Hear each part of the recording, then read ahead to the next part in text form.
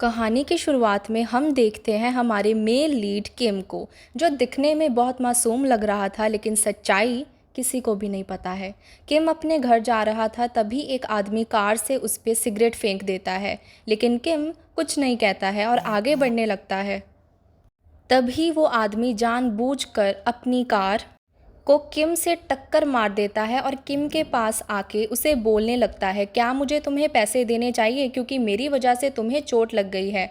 लेकिन किम उसे मना करके वहाँ से जाने लगता है। वो आदमी गुस्से में किम का कॉलर पकड़ लेता है और उससे चिल्लाने लगता है।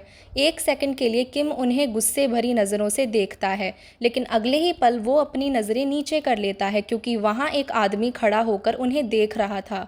वो आदमी किम को मार रहा था, चिल्ला रहा था, लेकिन किम उससे कुछ नहीं बोलता है, चुपचाप रहता है। तभी उस आदमी के साथी उसे आवाज़ देके उसे बुलाने लगते हैं। वो आदमी जाते जाते किम को एक पंच मारकर चला जाता है, लेकिन किम अभी भी कुछ नहीं बोलता है और चुपचाप उठकर अपने घर चला जाता है। रोज़ सुबह किम जल्दी उठकर सारा काम कर लिया करता था। ब्रेकफास्ट बनाना, ड्रेस प्रेस करना और भी घर के सारे काम वो अकेले ही करता था। ये है किम मिन जी, किम की बेटी और हाई स्कूल स्टूडेंट। किम की फैमिली में बस किम और मिन जी हैं, और मिन जी ही किम के जीने की और मुस्कुराने की वजह है।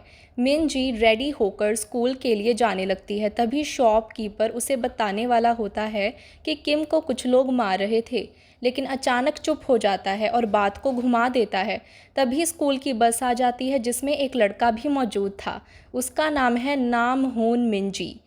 उसकी मुस्कुराहट देखकर ही पता चल रहा था कि वो नाम हून को पसंद करती है। नाम हून स्कूल में बहुत फेमस है और हर लड़की का क्रश भी है।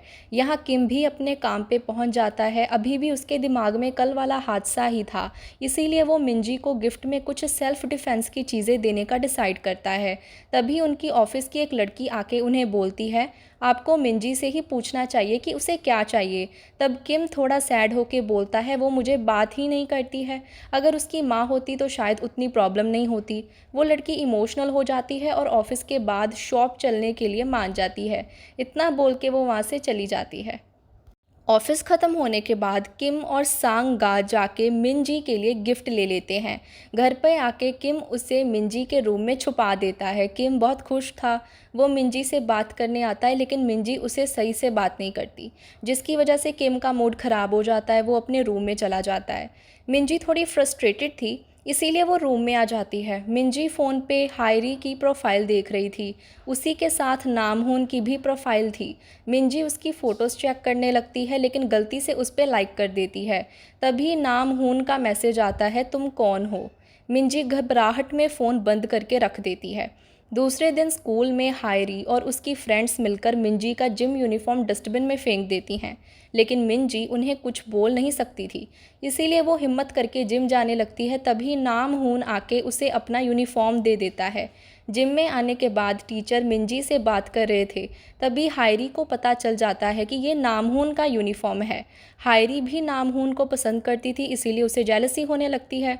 अब यहाँ से एंट्री होती है किम के दोस्तों की। ये हैं हान सू, जो बच्चों को टाइक्वांडो सिखाता है और टाइक्वांडो का मास्टर है। और ये है जिन चोल, जिसे हर किसी की मदद करना बहुत पसंद है। रात के वक्त तीनों ड्रिंक के लिए मिलते हैं और अपने पास्ट के बारे में बातें करने लगते हैं।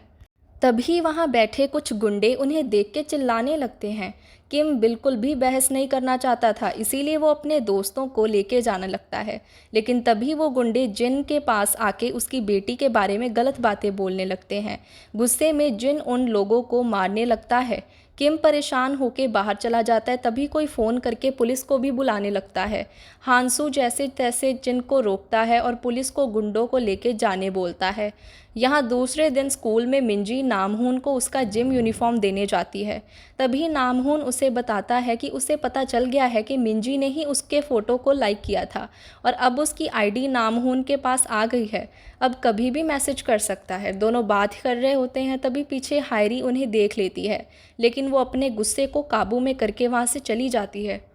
थोड़ी देर बाद वो मिंजी को एक रूम में लेके जाते हैं और उससे तंग करने लगते हैं, उसे मारने लगते हैं, लेकिन मिंजी कुछ नहीं करती है। तभी हायरी मिंजी की मॉम के बारे में कुछ भी बोलने लगती है। तब गुस्से में मिंजी उसे ज़ोर से मारती है और दोनों के बीच लड़ाई होने लगती है। ये है हायरी के डैड, जो कि चेयरमैन हैं। इनके पास बहुत पैसे हैं, शायद इसीलिए सब लोग इनसे डरते हैं। यहाँ ये एक बिज़नेस डील करने आए हैं, लेकिन बिज़नेस में भी अपने पार्टनर को धमकी दे रहे हैं और वो पार्टनर उनकी पीठ पे जले हुए निशान के बारे में पूछने लगता है। तब चेयरमैन बताता है कि पहले उनकी बॉडी पे टैटू था, लेकिन उनकी बेटी देख ना ले इसीलिए उन्होंने उसे जला दिया। पता नहीं क्यों, लेकिन वो आदमी ये चीज़ सुनकर थोड़ा डर जाता है।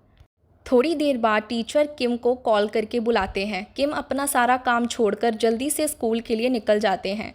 स्कूल पहुंचकर वो हायरी के डैड से माफ़ी मांगने लगते हैं, लेकिन वो नहीं मान रहे थे। तभी किम अपने घुटनों पे बैठकर उनसे माफ़ी मांगता है और मिंजी के ट्रांसफ़र की बात करता है। चेयरमैन किम को अजीब तरीके से देख रहे थे और अचानक उनका मूड बदल जाता है और वो उसे माफ़ कर देते हैं। मिंजी गुस्से में बाहर चली जाती है। किम उससे बात करने की कोशिश करता है, लेकिन मिंजी उसकी बात नहीं सुनती है और उनसे बात करने के लिए मना कर देती है। फिर अपनी फ्रेंड का नाम लेती है और उसके घर रहेगी, वो आज इतना बोल के चली जाती है।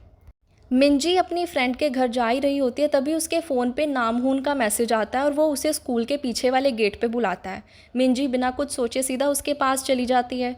यहाँ किम रात भर मिंजी को कॉल करता रहता है, लेकिन कोई रिस्पॉन्स नहीं, उसका फ़ोन ही स्विच ऑफ था।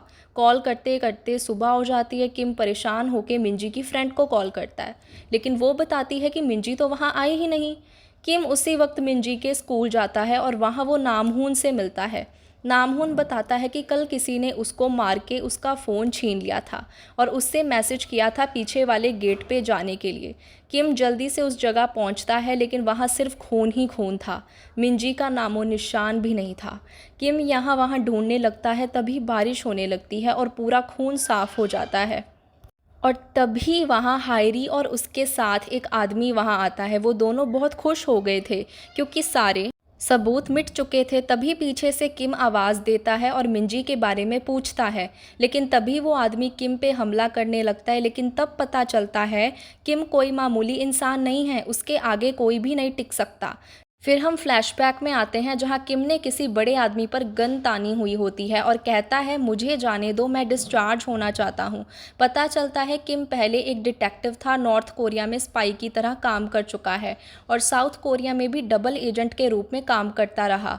नॉर्थ कोरिया में 17 ऑपरेशंस कंप्लीट कर चुका है। अगर उसे डिस्चार्ज किया गया तो बहुत बड़ा क्राइसिस बन सकता है, क्योंकि अगर नॉर्थ कोरिया को पता चल गया कि वो जिंदा है तो पता नहीं आगे क्या होगा। फिर हमें किम के पास्ट की पूरी कहानी बताई जाती है, 2008 के एक पुराना फ्लैशबैक, जिससे हमें किम के असली पास्ट का पहली बार पता चलता है।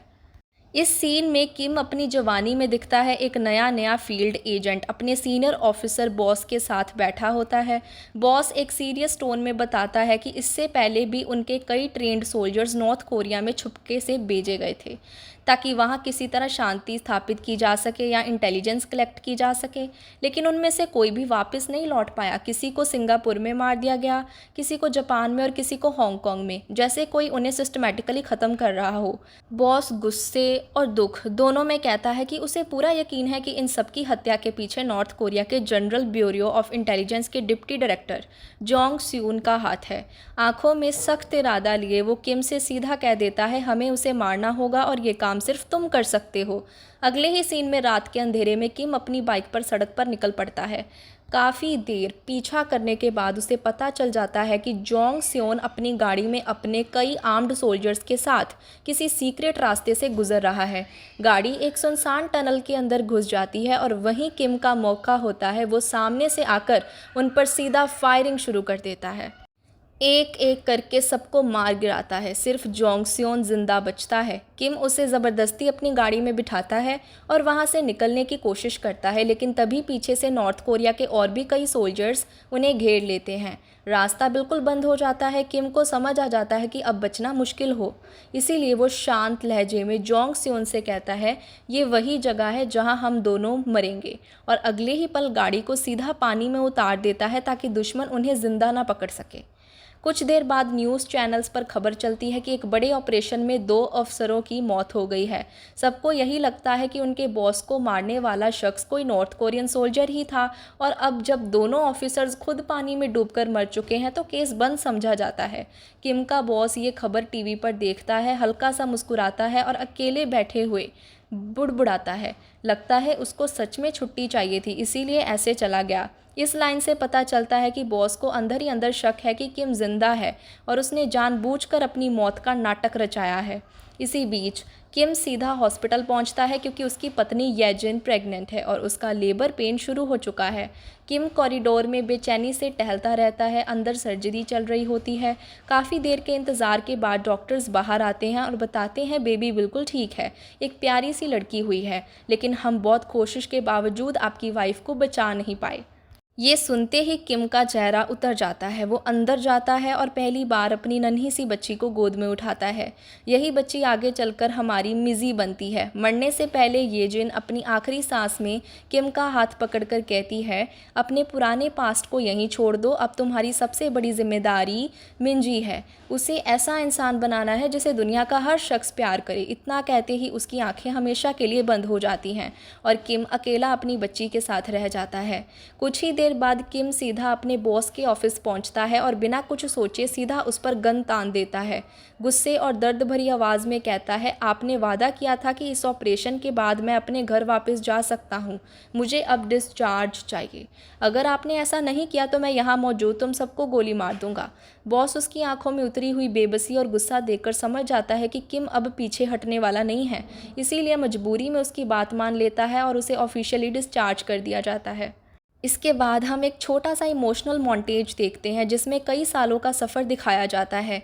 किम अकेले मिंजी को पालता है, उसके डायपर्स बदलता है, उसे स्कूल छोड़ने जाता है, उसके लिए खुद खाना बनाना सीखता है। एक प्यारा सा पल आता है जब मिंजी पहली बार तोतली ज़ुबान में उसे डैड बोलती है और किम की आंखों में खुशी के आंसू आ जाते हैं। हर साल उसका बर्थडे मनाता है, केक खुद बनाता है और स्कूल से रोज़ टाइम पर पिक करने जाता है। धीरे धीरे वही सख्त स्पाई एक नरम दिल पिता बनना है जो अपनी बेटी के लिए सब कुछ छोड़ चुका है। फिर हम प्रेजेंट में वापस आते हैं जहाँ किम ठग से लड़ता है, कई पंचेस मारता है और उसे नीचे गिरा देता है। उसे पकड़कर पूछता है, मिंजी कहाँ है? तब ठग बताता है कि उसका एक आदमी है मिंजियोल जो लाश ठिकाने लगाता है और ठग ने मिंजी की लाश को उसे सौंप दिया था। किम सीधा अपने घर आता है और ब्लैक कपड़े पहनकर एक सूटकेस उठाता है और सीधा ठग के बताए हुए इंसान के घर पहुंच जाता है जहां मिन जियोल और उसके दोस्त एक आदमी को तंग कर रहे थे। पैसे ना देने की वजह से वो उसकी बेटी के पार्ट्स निकालने के लिए बोलता है, लेकिन तभी किम बेल बजाता है। एक लड़का बाहर देखने जाता है, तभी किम सबको मारने लगता है और अंदर आने लगता है। तभी उसकी नज़र उस लड़की पे जाती है। किम गुस्से में आ जाता है और मिन जियोल के दोस्त को बहुत मारता है। फिर वो दूसरे रूम में पहुंचता है, तभी मिन जियोल वहां से भाग जाता है, लेकिन किम ने भी बाहर जाल बिछा रखा था जिससे मिन जियोल के पैर में तारों से चोट लग जाती है और वो भाग भी नहीं पाता है। किम आके उसको पकड़ लेता है। यहाँ दूसरी तरफ नॉर्थ कोरिया को पता चल जाता है कि किम जिंदा है। वहाँ सब शांत थे, लेकिन एक जनरल डायरेक्टर बहुत चिल्ला रहा था और किम को गोली मारने की बात कर रहा था, लेकिन उसका बॉस उसे शांत करता है और होश में रहने के लिए बोलता है। अपनी ऑफिस में आने के बाद जनरल डायरेक्टर अपने एक साथी को बोलते हैं, जोंग वान के भाई को लेके आओ, अब वही किम को मारेगा। जोंग वान वो भी बहुत होशियार और ताकतवर था। किम के बाद उसी का नाम आता था, लेकिन अब वो मर चुका था। यहाँ साउथ कोरिया में भी डायरेक्टर गुक छेओल को पता चल जाता है कि किम जिंदा है और ये बात नॉर्थ कोरिया में पहुंच चुकी है। तभी गुक छेओल के साथी बोलते हैं, नॉर्थ कोरिया वालों ने अपने साथियों को भेज भी दिया, क्योंकि किम को पकड़ने के लिए गुक छेओल सबसे कहता है कुछ भी करके हमें किम उनसे पहले ढूंढना होगा। यहाँ किम मिन जियोल को एक रूम में बंद कर रखा है और उससे मिंजी के बारे में पूछने लगता है, लेकिन मिन जियोल कुछ बोलता नहीं है, तो गुस्से में किम उसको गोली मारने वाला होता है। तभी मिन जियोल के फ़ोन पे मैसेज आता है कि उन्होंने लाश को ठिकाने लगा दिया है। ये सुन के किम की आंखों में आंसू आ जाते हैं और जल्दी से उन्हें कॉल करता है। हान कॉल उठाने जाता है, लेकिन उनका बॉस उन्हें कॉल उठाने से मना कर देता है और सारी चैट्स डिलीट करने के लिए बोलता है। हान मिन जियोल को मैसेज मैसेज करता है अब काम हो गया है और तुरंत सारी चैट्स डिलीट हो जाती हैं। ये देख किम और गुस्से में आ जाता है और मिन जियोल को गोली मारने ही वाला होता है। तभी वहाँ पुलिस आ जाती है और किम को पकड़ लेती है। अगले सीन में हम देखते हैं कि हायरी परेशान बैठी थी, अभी भी उसके दिमाग में यही बात चल रही थी, आखिर किम है कौन। लेकिन तभी उसके डैड वहाँ आते हैं, उसे बढ़ावा देने लगते हैं और बोलते हैं खुद को ऐसा बनाओ कि दूसरे तुम्हारा नाम सुनकर कांपे। यहाँ दूसरी तरफ नॉर्थ कोरिया से जोंगवान का भाई पार्क किम को मारने के लिए चुपकर साउथ कोरिया का बॉर्डर पार कर लेता है। पार्क के आने से पहले उसे बताया गया था कि किम ने उसके भाई को मारा था, इसीलिए वो गुस्से में आके किम को मारने के लिए सीधा हानसू और जिन को ढूंढने लगता है। और तब पता चलता है कि रेस्टोरेंट वाले एक्सीडेंट के बाद पुलिस ने उन दोनों को भी अरेस्ट कर लिया है, लेकिन हानसू जैसे तैसे छूट जाता है। बाहर आते ही उसे एहसास होता है कि कुछ तो गलत होने वाला है। यहाँ पार्क एक पुलिस की यूनिफॉर्म पहनकर जिन के पास पहुँच जाता है और उससे किम के बारे में पूछने लगता है, लेकिन जिन कुछ भी बताने से मना कर देता है और उसे पता चल गया था कि ये नॉर्थ कोरिया का आदमी है। जिन उसे एक एड्रेस बताता है, बोलता है जाओ जल्दी से उसे मार दो, फिर उसके बाद तुम्हारी बारी है। पार्क उसे पागल बोल के वहाँ से चला जाता है। जिन जेल से निकलने के लिए एक आदमी को मारता है और पुलिस वाले को बोलता है इसकी तबीयत खराब है। पुलिस वाला घबराहट में जल्दी से जेल खोल के अंदर आ जाता है। तभी जिन निकलकर भाग जाता है और यहाँ गोल्डन टीथ गैंग मिंजी की लाश को निकालने के लिए डिक्की खोल रहे हैं और फिर आपस में भी बातचीत करने लगते हैं। और तब हमें पता चलता है कि मिंजी जिंदा है, उसके हाथ अभी भी हिल रहे थे। यहाँ पुलिस वाले किम से सवाल जवाब करने लगते हैं, लेकिन किम किसी का भी जवाब नहीं देता है। वो लोग उसका फिंगरप्रिंट लेते हैं और चेक करने लगते हैं, लेकिन किम की कोई भी जानकारी नहीं थी। उन्हें कभी किम के फ़ोन पे किसी का कॉल आता है। दूसरा ऑफिसर जाके फ़ोन देखता है और जैसे ही नंबर बोलता है किम अचानक सतर्क हो जाता है और सबको मारने लगता है और जाके उससे फ़ोन छीन लेता है। फिर जैसे ही वो हेलो बोलता है कॉल कट हो जाता है। किम उस नंबर पे फिर से कॉल लगाता है, लेकिन नंबर स्विच ऑफ बताने लगता है। वो गुस्से में अलमीरा पे पंच मारता है। ऑफिसर उससे डरकर ही बेहोश हो जाता है। किम मिंजी को ढूंढने के लिए निकल जाता है। यहाँ गुक चियोल आके किम की लोकेशन के बारे में पूछता है, लेकिन अभी तक किम के बारे में किसी को कुछ भी पता नहीं चलता।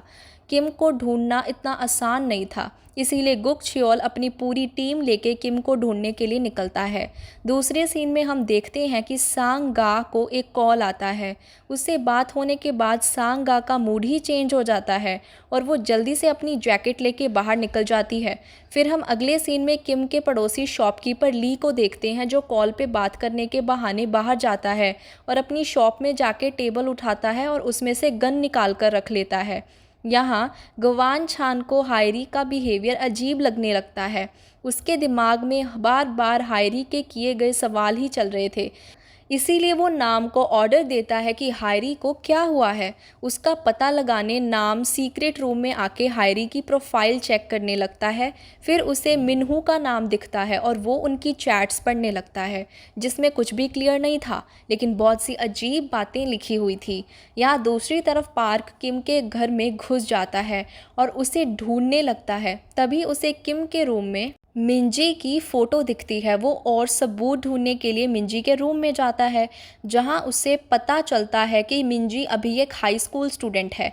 वो जैसे ही रूम से बाहर आता है, सामने जिन खड़ा होता है और पार्क का मजाक उड़ाने लगता है। पार्क गुस्से में गन चलाने लगता है। जिन उससे बचने के लिए पैन का यूज़ करता है और मौका पाते ही उसके हाथ पे पैन से मार देता है। दोनों में ज़बरदस्त लड़ाई होने लगती है। तभी पार्क चाकू फेंककर जिन को मारने की कोशिश करता है, लेकिन जिन बच जाता है और उसे मारने लगता है। मारते मारते पता नहीं कब जिन पार्क को गन के पास फेंक देता है। पार्क के हाथ में गन आते ही वो जिन पे गोली चलाने लगता है। जिन फ्रिज के डोर के सहारे बच जाता है। पार्क मौके का फ़ायदा उठाकर वहाँ से भाग जाता है। जिन भी उसके पीछे जाता है उसको पकड़ने के लिए। वो किम को कॉल करने लगता है, सोचता है, लेकिन उसका फ़ोन पुलिस स्टेशन में ही था और यहाँ पता चलता है कि ली वही छुपा हुआ था और उन्हें देख रहा था और गुक छियोल के लिए काम करता था। गुक छिओल किम को ढूंढने जा रहा था और तभी उसे ली कॉल करता है और बताता है कि वहाँ एक नॉर्थ कोरिया का आदमी और वीडियो वाला आदमी जिन था और दोनों के बीच लड़ाई हो रही थी। फिर हांसू के बारे में बताता है कि ये किम का साथी है। ये सुनते ही गुक छिओल सीधा हांसू के पास जाने के लिए बोलता है और यहाँ किम हांसू के पास आता है और उसे सारी बात बताता है। उसे लगा था कि हांसू उसकी मदद नहीं करेगा, इसीलिए वो हांसू को सॉरी बोलता है कि किम ने उसे भी घसीट लिया इसमें। लेकिन हांसू सीधा बोलता है हमें सबसे पहले मिंजी की लोकेशन ढूंढनी होगी और वो कुछ लेने के लिए लॉकर के पास जाता है। तभी वहाँ गुक छिओल और उसकी टीम वाले आ जाते हैं। किम जल्दी से छुप जाता है। किम और हान अभी कुछ कर नहीं सकते थे क्योंकि गुक छिओल ने एक बच्चे को पकड़ा हुआ था। गुक छिओल किम के बारे में पूछने लगता है लेकिन तभी वो बच्चा गुक छिओल को मारता है और वहाँ से भाग जाता है। तभी किम और हान दोनों मिलकर उन पे हमला करते हैं और एक एक करके उन्हें गिरा देते हैं। दोनों को बाहर निकालना था, इसीलिए किम हान को इशारा करता है और गुक जिससे आग बुझाते हैं उस पे चला देता है। दोनों बाहर निकल जाते हैं लेकिन गुक के साथी दूसरे डोर से उनके पास आने लगते हैं, लेकिन किम और हान दोनों गोली चलाने लगते हैं और उन्हें अपने पास आने ही नहीं देते हैं। हान जल्दी से जाके छत से नीचे उतरने की रस्सी तैयार करने लगता है और किम और वो दोनों जल्दी से नीचे उतर जाते हैं और बच्चों को लेके वहाँ से निकलने लगते हैं, लेकिन जाते जाते उनकी कुछ कार के टायर पे गोली चला देता है। गुक छिओल जैसे ही नीचे आता है वो सारी कार के टायर को पंचर देखता है और अपनी कार लेके अकेले ही उनके पीछे निकल जाता है। किम और हान अपनी सीक्रेट जगह पहुंच जाते हैं और एक बड़ी सी कार में बैठ जाते हैं जहां गन्स और कंप्यूटर थे और ट्रैकिंग का सामान भी था। वो दोनों मिंजी को ढूंढने के लिए निकलते हैं लेकिन अभी उसकी एग्जैक्ट लोकेशन पता नहीं थी। तभी जिन का कॉल आता है और वो बताता है कि नॉर्थ कोरिया से कोई किम को पकड़ने के लिए आया है और जिन मिंजी के स्कूल का एड्रेस पूछने लगता है ताकि पार्क उस तक ना पहुंच पाए। और तभी हानजिन को बताता है कि उन्हें ऐसा लग रहा है कि मिंजी किडनैप हो चुकी है। ये सुन के जिन भी गुस्से में आ जाता है और चिल्लाने लगता है किसकी इतनी हिम्मत हुई। तभी मिंजी की लोकेशन ट्रैक हो जाती है। हानजिन को बोलता है मैं लोकेशन बता रहा हूँ, तुम वहाँ आ जाओ। दूसरी तरफ नाम मिनहू से मिलने आता है और उसे पैसे देता है और मिंजी के बारे में पूछने लगता है। तब मिनहू उसे सब बता देता है और बोलता है मिंजी के डैड बहुत ख़तरनाक हैं, हेल से भी बुरे। उनकी बॉडी उनका पंच देख के ही डर लगता है। थोड़ी देर बाद नाम गवान छान को कॉल करके सब बता देता है। गवान छिओल बोलता है अगर इसमें हायरी इन्वॉल्व है तो सारे सबूत मिटा दो। तभी मिनहू वापस आ जाता है और बोलता है मुझे और ज़्यादा पैसे चाहिए, इसीलिए नाम उसे मार देता है और सारे सबूत मिटाकर वहाँ से चला जाता है। अगले सीन में हम देखते हैं पार्क मिंजी के स्कूल पहुंच जाता है। पार्क मिंजी के क्लासमेट को ढूंढ लेता है और उससे मिंजी के बारे में पूछता है तो वो लड़का बोलता है वो मिंजी को नहीं जानता है, लेकिन वो मिंजी की फ्रेंड के बारे में बता देता है। यहाँ सांग गा भी मिंजी के स्कूल में होती है और उसके बारे में पूछने लगती है, लेकिन टीचर घबरा जाते हैं और बोलते हैं यहाँ कोई लड़ाई नहीं होती है और ना ही कोई किसी को बुली करता है। इतना बोल के वो अपनी क्लास लेने के लिए चले जाते हैं। पार्क मिंजी की फ्रेंड को ढूंढ लेता है और उसको मिंजी की लोकेशन ट्रैक करके बताने के लिए बोलता है। थोड़ी देर बाद पता चलता है कि सांग गा भी गुक छिओल की टीम की मेंबर है और उसी कार में ली भी मौजूद था। तभी वहाँ से पार्क जाने लगता है। ली एक नज़र उसको देखता है लेकिन फिर अपना काम करने लगता है और उसको नज़रअंदाज कर देता है। यहाँ गवान छान किसी से मिलने के लिए आता है और किम के बारे में जानकारी लेने लगता है। तब उसे पता चलता है कि मिंजी गायब है और किम उसी को ढूंढ रहा है। वो बाहर आता है तभी नाम उसे बोलता है हमें कुछ तो करना पड़ेगा, मेरे ख्याल से किम को हल्के में नहीं लेना चाहिए। यहाँ दूसरी तरफ किम और हांसू मिंजी के फ़ोन की लोकेशन पे पहुँच जाते हैं। जैसे ही वो अंदर जाते हैं वहाँ बहुत सारे लोग थे, इसीलिए हांसू किम से कहता है हमें अभी सिर्फ बात करनी चाहिए। इसीलिए किम उनसे सिर्फ मिंजी के बारे में पूछता है, लेकिन तभी एक लड़का आगे आके उन पे हमला करने की कोशिश करता है तो किम उसके बाल पकड़कर उसे टेबल पे रख देता है और बाल को इतनी ज़ोर से खींचता है कि बाल सीधा जाड़ से बाहर निकल जाते हैं और खून निकलने लगता है।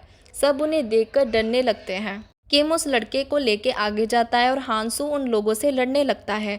तभी कुछ लोग सीसीटीवी में देख लेते हैं और अपने बॉस को बताते हैं कि बोंग इन सब का बॉस बोंग एक लड़के को भेजता है किम को रोकने के लिए, लेकिन जैसे ही वो किम के पास आता है किम उसकी नाक ही तोड़ देता है और उसको लेके बोंग के पास जाता है।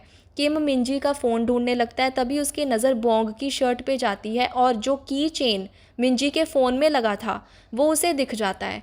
किम बोंग के पास आने लगता है, लेकिन तभी उसके साथी उसे मारने लगते हैं। फिर किम भी पीछे नहीं हटता है और जमकर सबकी पिटाई करता है। जैसे ही किम बोंग के पास आके उस फ़ोन के बारे में पूछता है तो बोंग उस फ़ोन को निकालकर उसके वॉलपेपर को देखने लगता है। किम की आंखों में आंसू थे, लेकिन चेहरे पे गुस्सा भी था। वो बोंग को एक जोर का पंच मारता है, उसको इतना मारता है कि उसकी पूरी बॉडी से खून निकलने लगता है। फिर किम उसको उठाकर लेके जाता है और सीढ़ियों से नीचे फेंक देता है। वही हांसू भी था। किम नीचे आके एक स्टील पाइप उठाता है और बोंग को मारने जाता है, लेकिन हान उसे समझाता है कि पहले उससे जवाब लेना ज़्यादा ज़रूरी है। फिर हान उससे मिंजी के बारे में पूछता है तो बोंग बताता है कि वो मिंजी को नहीं जानता है, उसे उसका फ़ोन उसके साथी एक आदमी से लेके आया था। फिर जब उसके पास उसके साथी सारे फ़ोन लेके आए तो बोंग ने कोई लड़की का फ़ोन मांगा था और इसीलिए वो फ़ोन उसकी जेब में था। और हाँ, उसने ही गलती से किम को कॉल लगा दिया था और फिर उसके बाद वो मिंजी और उसकी फ्रेंड की सारी चैट्स किम को बता देता है। तब किम को पता चलता है कि मिंजी की फ्रेंड भी मिंजी को सिर्फ यूज़ कर रही थी। और फिर बोंग सारी चैट्स बताता है, उसमें मिंजी को बुली करना भी था, जो हायरी और उसकी फ्रेंड्स करते थे। ये सुन के किम की आंखों में आंसू आ जाते हैं। वो खुद को कसूरवार मानने लगता है, लेकिन हान उसे समझाता है कि अभी ये वक्त इमोशनल होने का नहीं बल्कि मिंजी को ढूंढने का है। तभी किम के पीछे से पार्क आके उस पर बंदूक लगा देता है। बोंग और दूसरा लड़का जल्दी से भाग जाते हैं। पार्क किम को नकली बोलने लगता है। फिर हमें किम के पास्ट में लेके जाते हैं, जब किम नया वहाँ ज्वाइन होने गया था। लेकिन जब वहाँ के कुछ लोग उसका नाम और फैमिली पूछते हैं तो किम कुछ नहीं बताता है।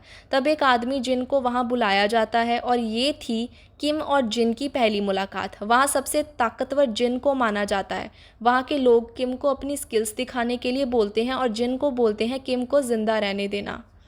उसी दौरान हमें किम के ट्रेनिंग के दिनों में लेके जाया जाता है, जहां सबसे पहले जनरल डायरेक्टर किम की स्कूल में आता है और सारे बच्चों को एक दूसरे से लड़ने के लिए बोलता है, क्योंकि जो लास्ट तक टिक जाएगा सिर्फ उसे ही ट्रेनिंग में लेके जाएंगे। लास्ट में सिर्फ एक बच्चा बचता है, वो था योंग।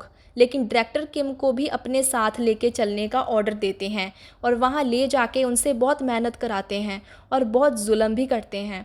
बहुत मेहनत और हारने के बाद किम योंग से आगे निकल जाता है और डायरेक्टर 66 नंबर किम को दे देते हैं। लेकिन इस बात से योंग को बहुत बुरा लगता है और वो किम से गुस्सा हो जाता है। उसके बाद वो इस बात को इतना सीरियस ले लेता है कि वो और भी ज़्यादा मेहनत करने लगता है, बिना हिचकिचाहट के किसी को भी मार देने लगता है। देखते ही देखते दोनों बड़े हो जाते हैं और अपनी टीम के सबसे ज़्यादा ताकतवर बन जाते हैं। इसीलिए वो दोनों को एक टीम के साथ मिशन पे भेजा जाता है, जहां आसपास कोई भी नहीं था। तो किम और योंग दोनों अंदर जाते हैं और चेयर पे बैठे इंसान को गोली मार देते हैं।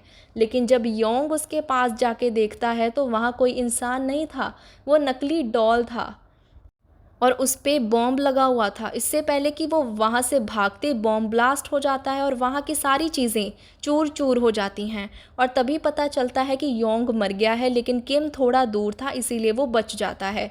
लेकिन पार्क को ये लगता है कि किम ने योंग को मारा है, इसीलिए अब वो किम को मारना चाहता है। पार्क किम पे गोली चलाता है, लेकिन किम बच जाता है और उसकी गन को दूर फेंक देता है। पार्क फिर से गन उठा लेता है और उन पे गोली चलाता है। इससे पहले ही किम और हान छुप जाते हैं। पार्क उन दोनों के पास आने लगता है, तभी वहाँ सांगा और ली आ जाते हैं। पार्क के हाथ पे गोली मार देते हैं और उसे घुटनों पे बैठने के लिए बोलते हैं।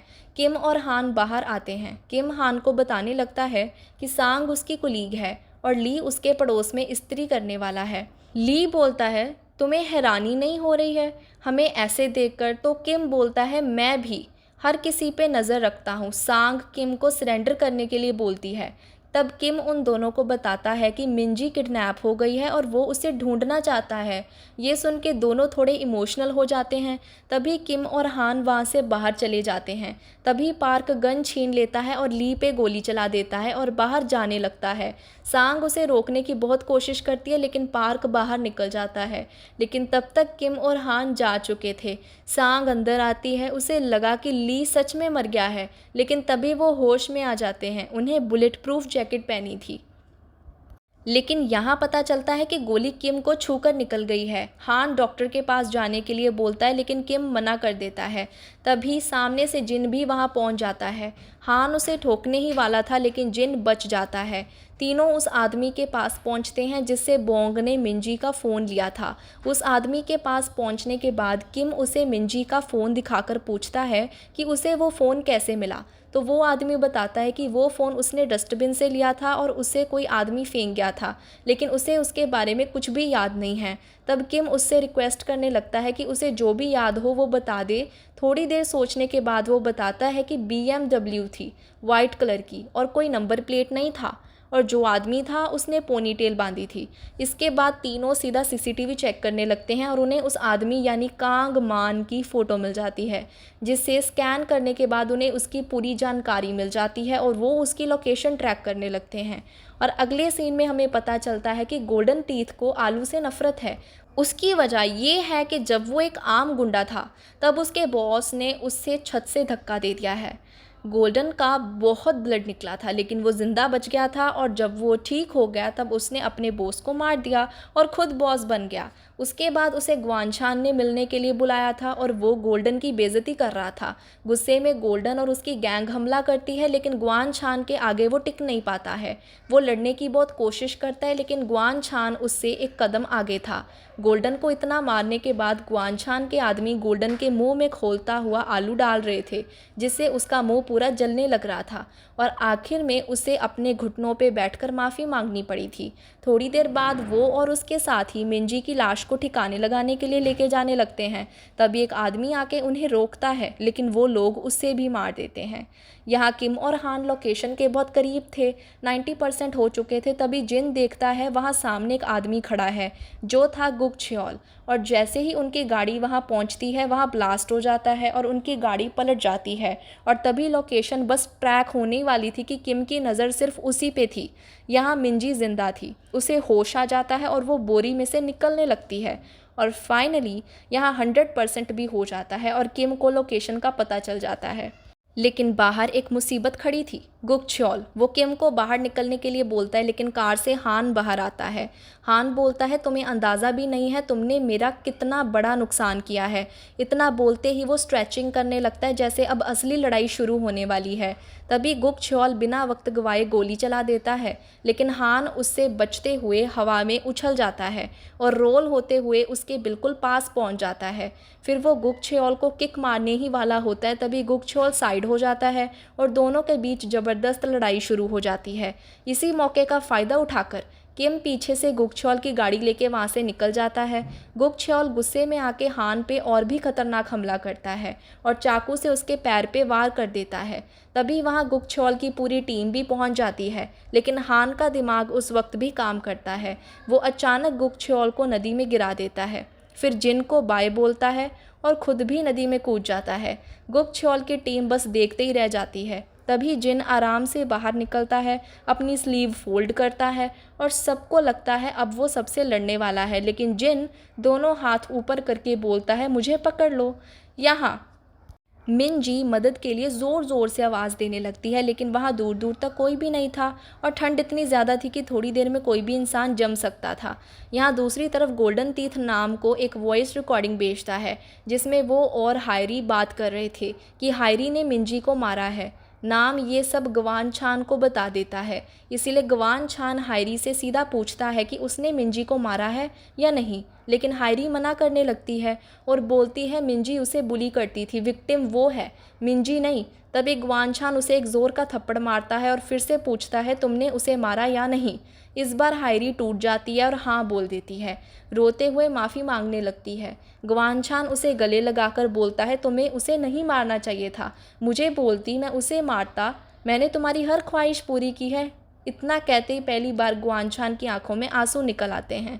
यहाँ किम भी उस जगह के बहुत करीब पहुँच चुका था लेकिन वो सबसे पहले सोंग नाम की लोकेशन की तरफ जाता है और यहाँ गोल्डन टीथ मिंजी के पास पहुँच जाता है।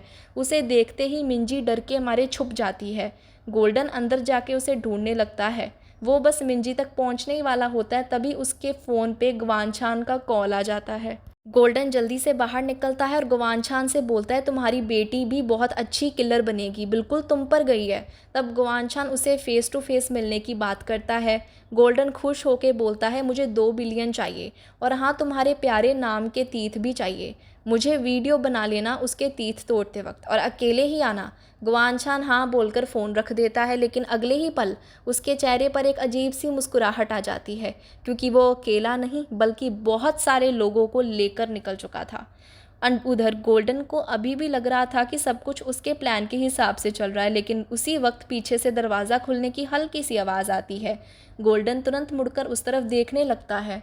बस यहीं से कहानी और भी ख़तरनाक मोड़ लेने वाली है, क्योंकि अगले ही पल ऐसा होने वाला है जिसका अंदाज़ा ना गोल्डन को था, ना किम को, और ना ही किसी और को।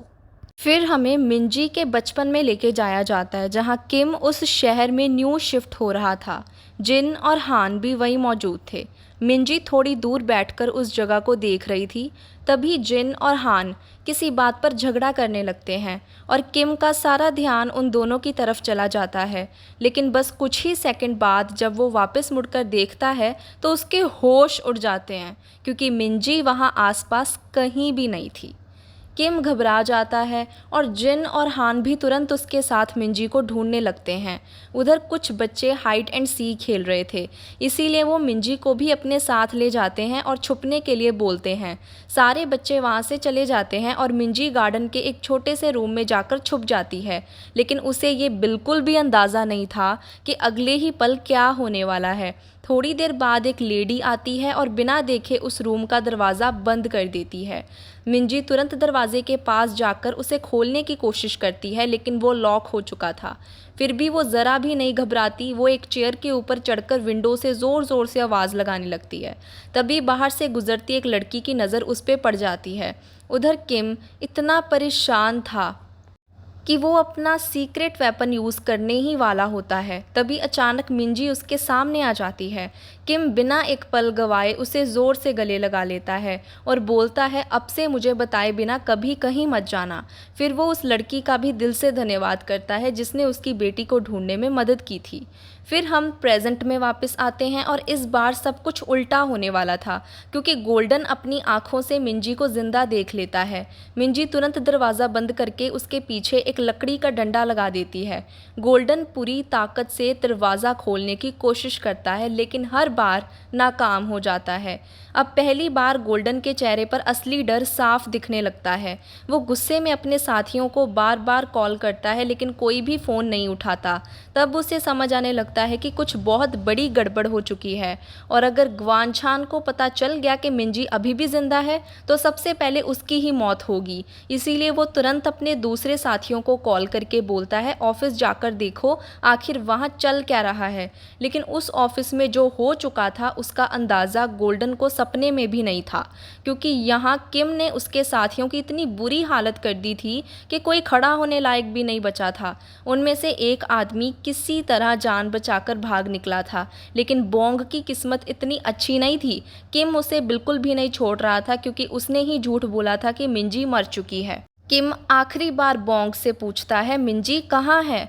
बोंग डर के मारे टूट जाता है और सब सच बता देता है। वो बोलता है मिंजी कोल्ड स्टोरेज वेयरहाउस में बंद है और शायद अब तक बर्फ़ में जम चुकी होगी। ये सुनते ही किम की आंखों का गुस्सा और भी खतरनाक हो जाता है। वो धीरे से बोलता है अगर मिंजी को कुछ भी हुआ ना तो मैं किसी को भी ज़िंदा नहीं छोड़ूंगा। इतना कहकर वो बिजली का तार उठाता है और सीधा बोंग पर लगा देता है। कुछ ही पल में बोंग वहीं तड़प तड़प कर मर जाता है। लेकिन कहानी अभी ख़त्म नहीं हुई थी, क्योंकि उसी वक्त किम की नज़र उस आदमी पर पड़ती है जो जान बचाकर वहाँ से भाग रहा था। दूसरी तरफ जिन को गुक छियोल के साथी लेके जा रहे होते हैं। जिन इतनी बकवास कर रहा था कि चुप होने का नाम ही नहीं ले रहा था। तभी उन्हें मैसेज मिलता है कि गुक छियोल की लोकेशन मिल गई है। वो लोग तुरंत उसकी तरफ जाने लगते हैं, लेकिन अगले ही पल जिन चुपचाप अपनी हथकड़ी खोल लेता है और अचानक तीनों पर हमला कर देता है। कुछ ही सेकंड में तीनों को हराकर उन्हें एक जगह बांध देता है और आराम से वहाँ से निकल जाता है। यहाँ गैंग मिन अपनी जान बचाकर भाग रहा था, लेकिन उसे बिल्कुल भी अंदाज़ा नहीं था कि अब उसके साथ क्या होने वाला है, और वो कार की स्पीड बढ़ाकर निकलने की कोशिश करता है। तभी सामने से किम अपनी कार लेकर आता है और सीधा उसकी गाड़ी में टक्कर मार देता है। गैंग मिन किसी तरह बचकर फिर भागने लगता है, लेकिन इस बार किम और भी ज़ोर से टक्कर मारता है, जिससे उसकी गाड़ी पूरी तरह टूट जाती है। किम आराम से कार से उतरता है, गैंगमिन को उठाता है और उसे अपने साथ ले जाता है। यहाँ गोल्डन के भेजे हुए आदमी उसे कॉल करके बताते हैं कि उसके ऑफिस में सब कुछ बिखरा हुआ है, बोंग मर चुका है और गैंगमिन भी वहाँ से गायब है। ये सुनते ही गोल्डन के चेहरे का रंग उड़ जाता है। यहाँ हांगुक छियोल को नदी से बाहर निकाल लेता है। तभी वहाँ जिन भी पहुँच जाता है। दोनों बात करते करते फिर से झगड़ा करने लगते हैं। तब हान एसडीएम एजेंट्स के बारे में पूछता है कि जिन ने उनके साथ क्या किया। जिन मुस्कुराकर बोलता है, टेंशन मत लो, उन्हें मैंने सेफली घर पहुँचा दिया है। फिर जिन गुक छियोल को उनकी सीक्रेट जगह ले चलने के लिए बोलता है। यहाँ किम गैंगमिन को लेकर जा रहा था, तभी गोल्डन के साथी उसका रास्ता रोककर उसे चारों तरफ से घेर लेते हैं। किम बिना घबराए गैंगमिन को एक कमरे में बंद कर देता है, फिर उन सबसे बोलता है, मेरे पास बिल्कुल टाइम नहीं है, जल्दी आओ। इतना सुनते ही सब एक साथ किम पर टूट पड़ते हैं।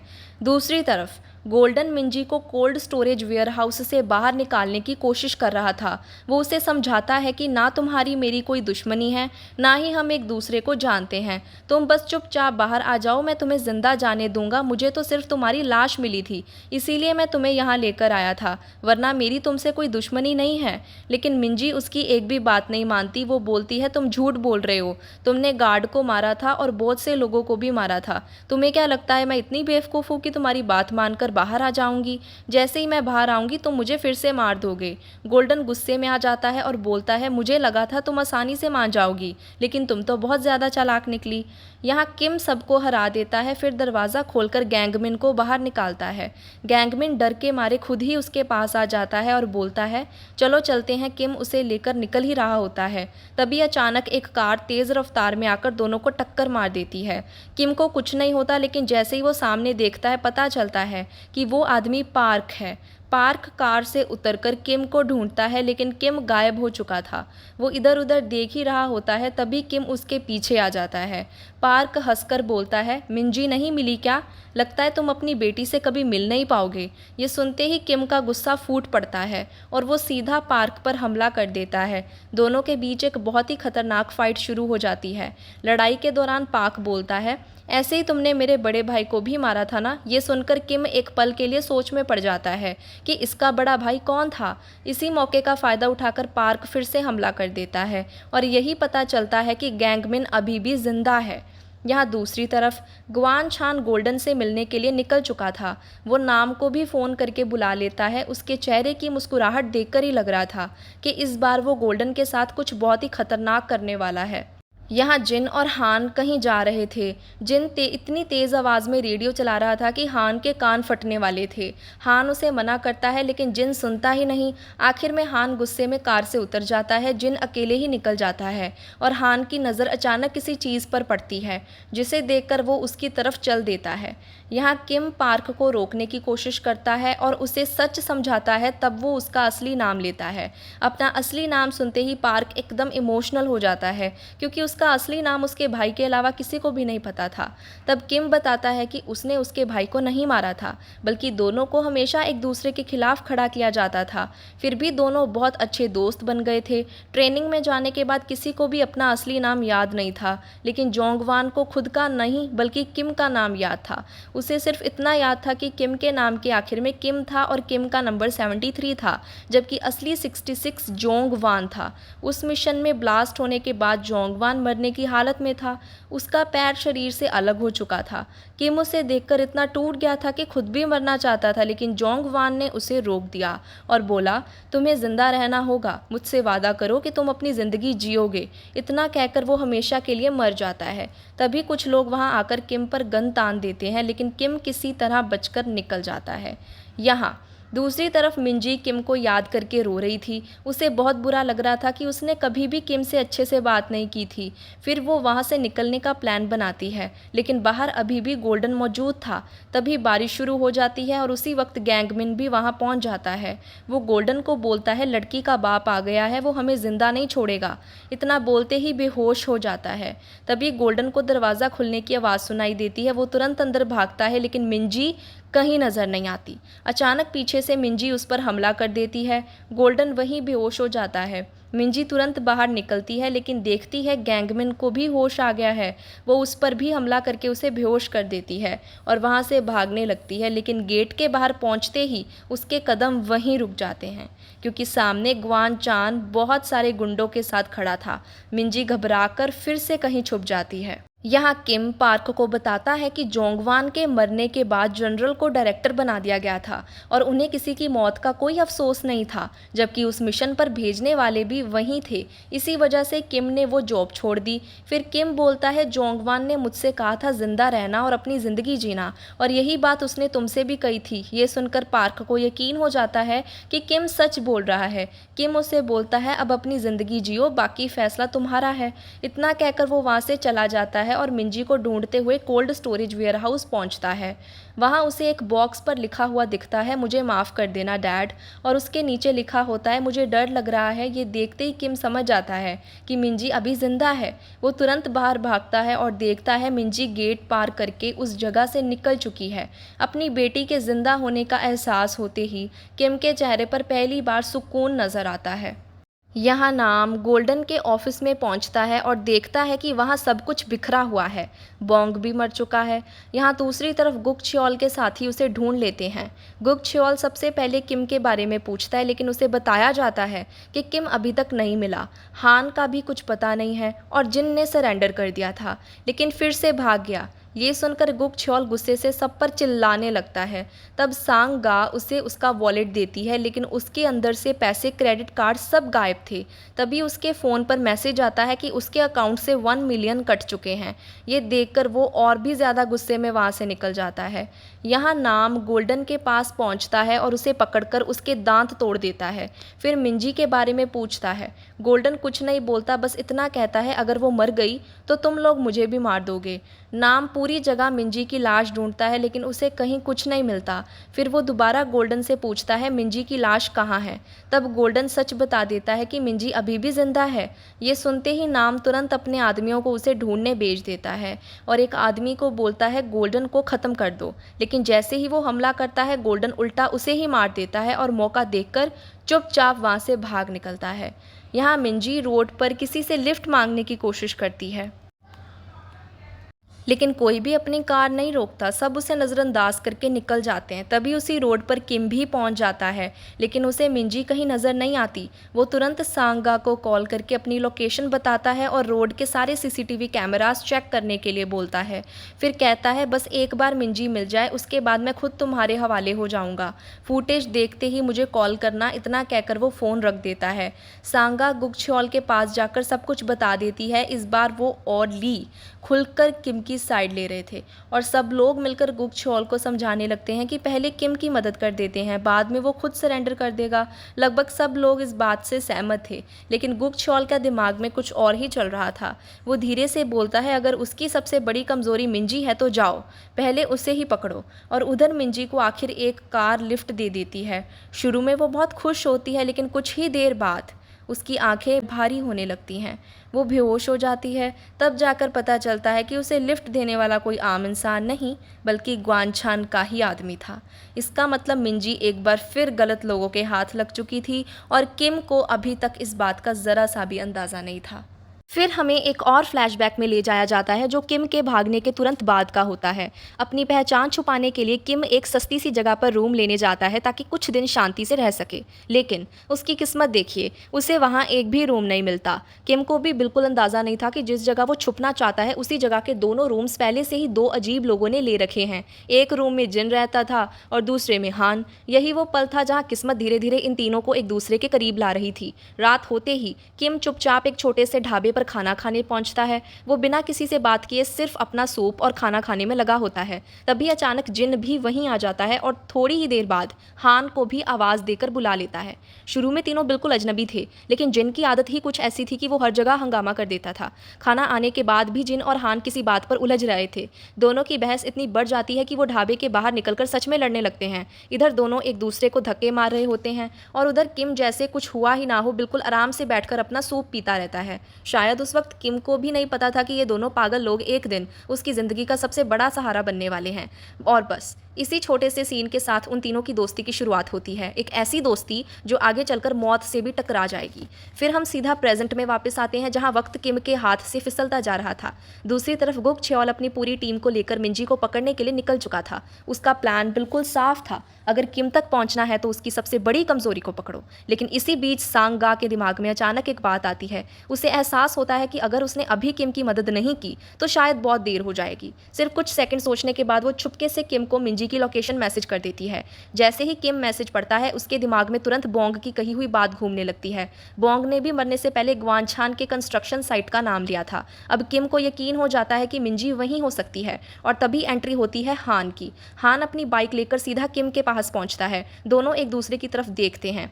इस बार किसी एक्सप्लेनेशन की ज़रूरत नहीं पड़ती, दोनों को पता था कि हर एक सेकंड बहुत कीमती है। किम तुरंत बाइक पर बैठ जाता है और अगले ही पल हान फुल स्पीड में बाइक दौड़ा देता है। दूसरी तरफ ग्वानछान के आदमी बेहोश मिंजी को लेकर उसके सीक्रेट हाइडआउट पर पहुंच जाते हैं। ये कोई आम जगह नहीं थी, बल्कि एक बहुत बड़ा और लग्जरियस घर था, जिसे बाहर से देखकर कोई भी नहीं कह सकता था कि इसके अंदर कितना बड़ा राज छुपा है। मिंजी के अंदर जाने के बाद एक मेड उसके पास आती है और उसे नए कपड़े देती है चेंज करने के लिए। कपड़े चेंज करने के बाद मेड उसे सीधा ग्वानछान के रूम में लेकर जाती है। मिंजी उसके सामने आते ही सबसे पहले उसे थैंक यू बोलती है। उसे लगता है कि ग्वानछान ने ही उसे बचाया है और अगर वो ना होता तो शायद वो कब की मर चुकी होती। लेकिन ग्वानछान के दिमाग में कुछ और ही चल रहा था। वो शांत आवाज़ से मिंजी से पूछता है, तुम्हें कुछ याद है तुम्हारे साथ क्या हुआ था? मिंजी थोड़ा सोचकर बोलती है, मुझे ज़्यादा कुछ याद नहीं है, बस इतना याद है कि जब मेरी आंख खुली तब मैं कोल्ड स्टोरेज वेयरहाउस में थी। ग्वानछान बिना एक्सप्रेशन बदले फिर से पूछता है, अच्छे से याद करो, उससे पहले का कुछ याद है? बेहोश होने से पहले तुम कहाँ थी? मिंजी फिर से वही जवाब देती है, नहीं मुझे कुछ याद नहीं है। हाँ, एक ठग था जो बिना वजह मुझ पर हमला कर रहा था। अब ग्वानछान तीसरी बार वही सवाल पूछता है, लेकिन इस बार उसकी नज़र सीधा मिंजी की आंखों पर होती है। वो धीरे से बोलता है, उस ठग ने तुम्हें कुछ बताया था? ये सवाल सुनते ही मिंजी एक पल के लिए सोच में पड़ जाती है। फिर बोलती है, मैं वहाँ से भाग रही थी, तब वो ठग कुछ बोल रहा था, लेकिन उस वक्त बहुत तेज़ बारिश हो रही थी, इसीलिए उसकी आवाज़ मुझे सुनाई ही नहीं दी। बस ये जवाब सुनते ही ग्वानछान के चेहरे पर एक अजीब सी मुस्कुराहट आ जाती है। वो धीरे से बोलता है, हायरी चाहती है कि तुम मर जाओ और एक बाप होने के नाते मुझे अपनी बेटी की एक ख्वाहिश पूरी करनी चाहिए। ये सुनते ही मिंजी के पैरों तले ज़मीन खिसक जाती है। अब उसे समझ आ चुका था कि वो जिस इंसान को अपना बचाने वाला समझ रही थी वही उसकी मौत का इंतज़ाम कर रहा था। बिना एक सेकंड गवाए मिंजी रूम से भागने लगती है, लेकिन वो दरवाजे तक पहुंच भी नहीं पाती कि ग्वानछान के आदमी उसे पकड़कर वापस उसके सामने ला खड़ा करते हैं। अब ग्वानछान की आवाज़ पहले से भी ज़्यादा ठंडी हो चुकी थी। वो बोलता है, मुझे पता है तुम झूठ बोल रही हो, तुम्हें सब कुछ याद है और इसी वजह से तुम्हें ज़िंदा नहीं छोड़ा जा सकता।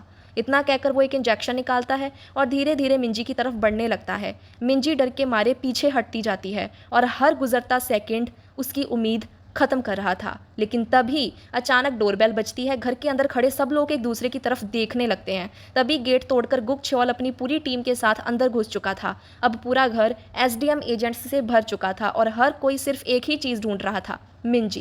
क्योंकि गुक छेओल अच्छी तरह जानता था अगर किम उसे पहले मिंजी तक पहुंच गया तो फिर उसे रोकना नामुमकिन हो जाएगा। ये देखते ही ग्वानछान एक पल भी वेस्ट नहीं करता। वो तुरंत अपने आदमियों को इशारा करता है और मिंजी को खींचकर घर के बेसमेंट में छुपा देता है।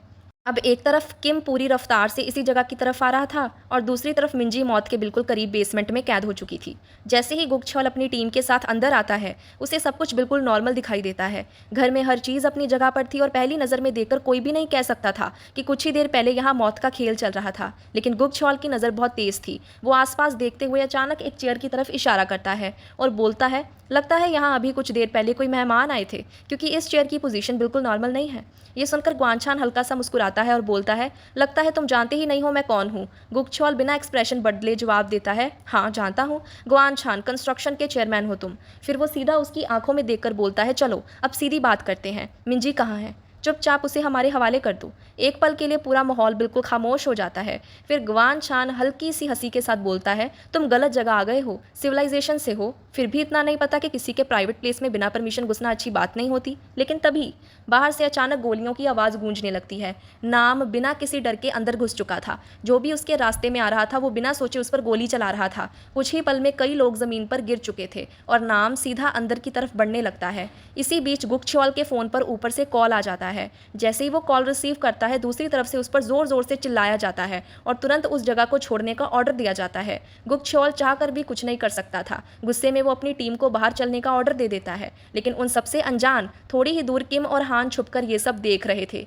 हान धीरे से बोलता है, ये सही मौका है, हमें अभी अंदर चलना चाहिए। लेकिन किम तुरंत उसे रोक देता है। वो बोलता है, नहीं, अगर हम बिना प्लानिंग के अंदर गए तो सबसे बड़ा खतरा मिंजी को होगा।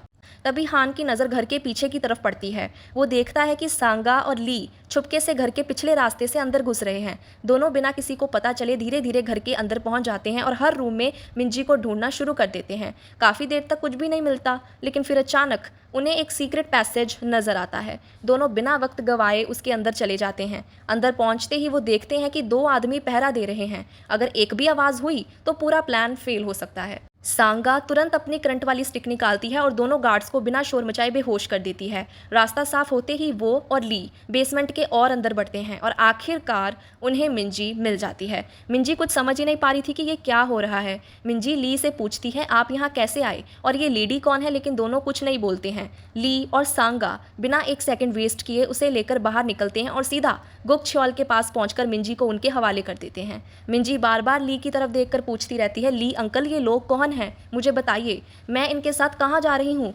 लेकिन ली और सांगा दोनों बिल्कुल खामोश रहते हैं, जैसे उनके पास जवाब होते हुए भी वो कुछ कह नहीं सकते। मिंजी को कार में बैठाया जाता है। अब मिंजी और भी घबरा जाती है। वो बार बार पूछने लगती है, आप लोग कौन हो, मुझे कहाँ ले जा रहे हो, मुझे मेरे डैड को कॉल करना है, अगर आपने नहीं करने दिया तो मैं चलती कार से कूद जाऊंगी। उसकी आवाज़ में डर साफ सुनाई दे रहा था। लेकिन अगले ही पल गुकछोल की एक साथी चुपचाप अपनी पॉकेट से रुमाल निकालती है और बिना कुछ कहे मिंजी को बेहोश कर देती है। अब मिंजी फिर से होश खो चुकी थी और इस बार उसे खुद भी नहीं पता था कि जब उसकी आंख खुलेगी तो वो किस जगह होगी। और सबसे बड़ी बात, किम को अभी तक ये भी नहीं पता था कि उसकी बेटी उसके इतने करीब आकर भी फिर से उससे दूर चली गई है। यहाँ गुकछोल के साथी अभी भी गवान छान के घर के बाहर नज़र रखे हुए थे, लेकिन उन्हें बिल्कुल भी अंदाज़ा नहीं था कि कोई उन्हें देख रहा है। अगले ही पल किम अंधेरे में से निकलता है और एक एक करके सबको बिना शोर मचाए बेहोश कर देता है।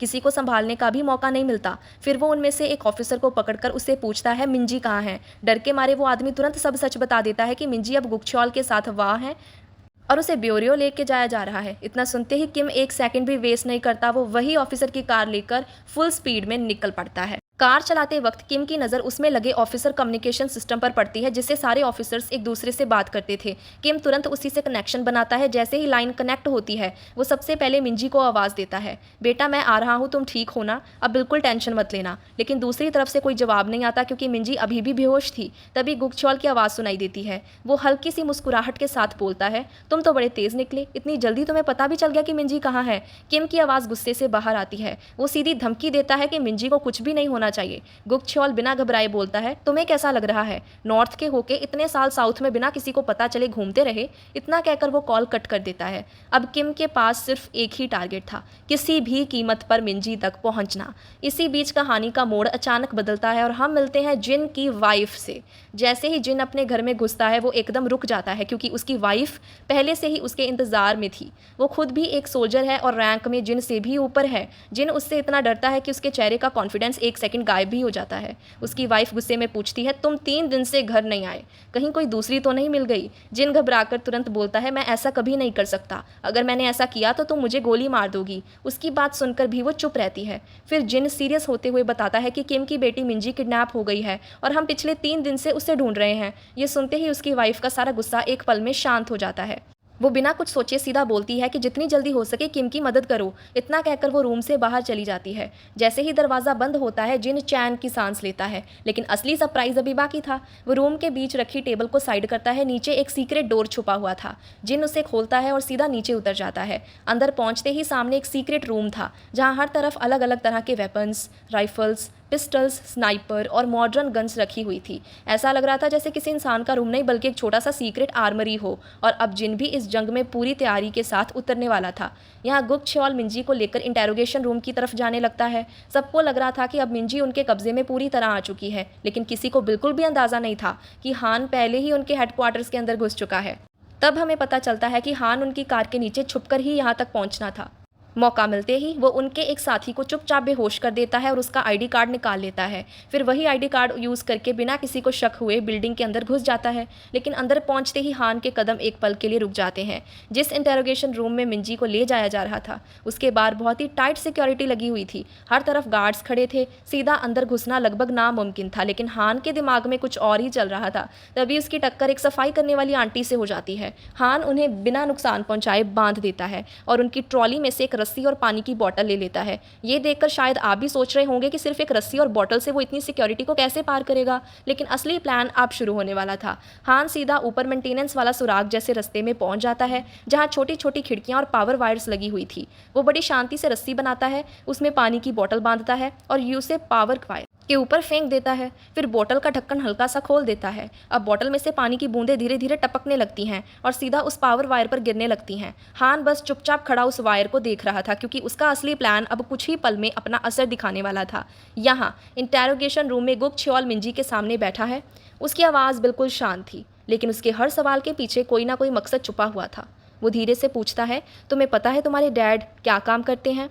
मिंजी बिना कुछ सोचे बिल्कुल मासूमियत से जवाब देती है कि मेरे डैड एक ऑफिस में वर्क करते हैं। उनका जवाब सुनकर गुप्त छॉल हल्की सी मुस्कुराहट के साथ उसकी तरफ देखता है। शायद उसे पहले से ही इस जवाब की उम्मीद थी। फिर वो धीरे धीरे मिंजी को सच बताना शुरू करता है। वो कहता है, तुम्हारे डैड कोई आम ऑफिस एम्प्लॉय नहीं है। किम एक स्पाई है और वो कोई नॉर्मल इंसान भी नहीं है। उससे टक्कर लेना मतलब सीधा मौत से टक्कर लेना। ये बात सुनकर मिंजी के चेहरे के रंग ही बदल जाते हैं। उसके लिए अपने डैड के बारे में ये सब सुनना किसी बड़े झटके से कम नहीं था। लेकिन इससे पहले कि गुप्त छॉल उस पर कोई और सवाल पूछने की कोशिश करता, तब पता चलता है कि डिप्टी चीफ वहां आ रहे हैं। तभी गुप्त छॉल तुरंत समझ जाता है कि अभी मिंजी को यहाँ रखना ठीक नहीं होगा। वो बिना देर किए अपने साथियों को ऑर्डर देता है कि मिंजी को तुरंत किसी और जगह ले जाओ और उसे छुपा दो। ऑफिसर्स फौरन मिंजी को लेकर इंटेरोगेशन रूम से बाहर निकल जाते हैं, लेकिन उन्हें बिल्कुल भी अंदाजा नहीं था कि कोई उन पर पहले से ही नजर रखे हुए है। जैसे ही मिंजी को बाहर ले जाया जाता है, हान डोर से उन्हें देख लेता है। वो बिना किसी को शक होने दिए चुपचाप उनके पीछे चलना शुरू कर देता है। डिप्टी चीफ गुस्से में सीधा गुप्त छॉल के रूम में आ जाता है। आते ही वो बिना कुछ सोचे उस पर चिल्लाना शुरू कर देते हैं। उनका गुस्सा इस बात पर था कि गुप्त छॉल बिना किसी परमिशन के ग्वानछान के घर चला गया था और इतना बड़ा ऑपरेशन अपनी मर्जी से चला दिया। लेकिन इस बार गुप्त छॉल चुप रहने वालों में से नहीं था। वो भी तुरंत डिप्टी चीफ को जवाब दे देता है। उसके चेहरे पर साफ गुस्सा दिख रहा था, क्योंकि मिंजी ने अभी भी उसे बता दिया था कि हायरी उसे मारना चाहती थी। अब ये सिर्फ एक इन्वेस्टिगेशन नहीं रही थी। गुप्त छॉल गुस्से में बोलता है, हमें मत सिखाइए कि हमें क्या करना है। हम अपना काम अच्छी तरह जानते हैं। और एक बात ध्यान से सुन लीजिए, किम या मिंजी को अगर कुछ भी हुआ ना तो मुझसे बुरा कोई नहीं होगा। रूम का माहौल एकदम गर्म हो जाता है और डिप्टी चीफ भी कुछ पल के लिए चुप हो जाते हैं। दूसरी तरफ हान आखिरकार उस रूम तक पहुंच जाता है जहां मिंजी को छुपा कर रखा था। वो ऊपर लगी जाली खोलता है और मिंजी को धीरे से ऊपर खींच लेता है। दोनों बिना आवाज़ किए उस सुरंग वाले रास्ते से बाहर निकलने लगते हैं। चलते चलते मिंजी धीरे से पूछती है, क्या मेरे डैड सच में स्पाई हैं? हान हल्का सा मुस्कुराकर बोलता है, लेकिन उस तरह के नहीं है जैसे तुम सोच रही हो। मिंजी हैरानी से पूछती है, मतलब? लेकिन उसका सवाल पूरा भी नहीं हो पाता। अगले ही पल हान का प्लान काम कर जाता है। बॉटल से टपकता पानी पावर वायर तक पहुंच चुका था। एक जबरदस्त शॉर्ट सर्किट होता है और देखते ही देखते पूरी बिल्डिंग की लाइट चली जाती है। हर तरफ अंधेरा छा जाता है और ऑफिसर्स में अफरा तफरी मच जाती है। हान इसी मौके का फायदा उठाता है और मिंजी का हाथ पकड़कर बाहर की तरफ दौड़ने लगता है। लेकिन जैसे ही दोनों एग्जिट के करीब पहुंचते हैं, गुप्त छॉल के साथियों ने चारों तरफ से घेर लेते हैं। सबको लग रहा था कि अब हान और मिंजी बचकर नहीं निकल पाएंगे। तभी अचानक एक जोर की आवाज़ गूंजती है। जिन धमाकेदार एंट्री लेता है। उसके पास बहुत सारी गन्स थी और कई हथियार थे। आते ही वो बिना वक्त गवाए ऑफिसर्स पर फायरिंग शुरू कर देता है। हान और मिंजी तुरंत कवर लेकर छुप जाते हैं, लेकिन कुछ ही सेकंड बाद गुप्त छॉल को समझ आ जाता है कि ये असली बुलेट्स नहीं बल्कि नकली गोलियां थी, जो सिर्फ सबका ध्यान भटकाने के लिए चलाई गई थी। ये समझते ही सारे ऑफिसर्स एक साथ जिन पर हमला करने के लिए आगे बढ़ते हैं और तभी सबके होश उड़ा देने वाली एंट्री होती है। किम डिप्टी चीफ के गले में तार लपेटे हुए उनके पीछे खड़ा था। एक पल में पूरा माहौल बदल चुका था। अब कंट्रोल ऑफिसर्स के हाथ में नहीं बल्कि किम के हाथ में था।